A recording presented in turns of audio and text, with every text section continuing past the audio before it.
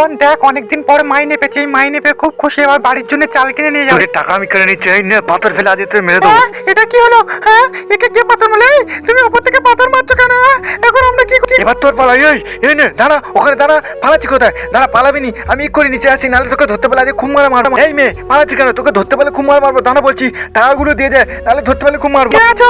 বাঁচাও, আমাকে মারতে যাচ্ছে। কে আছো? আমার কথা কি কেউ শুনতে পাচ্ছে? নে পালানো বড্ড, এত আমাকে ছোটানো। তোকে মার তুমি সরলে যদি টাকাগুলো দিয়ে দিতি। এখন এবার শুয়ে থাক, টাকাগুলো দে। হট, টাকা নিয়ে খুব পালানো হচ্ছে আমার সামনে থেকে, এত পালানো সবাই না। দেখি একে সাইডে টেনে রেখে দিই, নাহলে এক্ষুনি রাস্তায় পড়ে থাকলে আমাকে এক্ষুনি সবাই সন্দেহ করবে। এখানে পড়ে সরলে টাকা চাইছিলাম, দিয়ে দিইনি, এবার তার কাছে যাই। এই দেখি এখানে কিরম পড়ে আছে, দেখো। হ্যাঁ, এর দম চলছে। এটা কিছুক্ষণ পরে বেঁচে ওঠে। দেখি টাকাগুলো নেই, এখানে সব অ্যাশ করতে হবে। টাকাগুলো নিয়ে আরে পার্টি করবো। আমার সামনে টাকা গুনবে আর আমাকে দেবে না। আমি কোথায়? আমি এখানে কেন? আমার এই অবস্থা কেন? আমার হাতের টাকাগুলো কোথায় গেল? কি আমার টাকা নিয়ে গেছো? এখন আমি কি করবো? যাক, বিল্ডিং এর কাজগুলো ভালোই হচ্ছে। দাদা, দাদা, আমার হাত থেকে একজন। এই বোন, কি হয়েছে? তুমি এত চিৎকার করছো, কাঁদছো কেন? হ্যাঁ, কি হয়েছে বলো? দাদা আমাকে মেরে টাকাগুলো নিয়ে পালিয়ে দিয়ে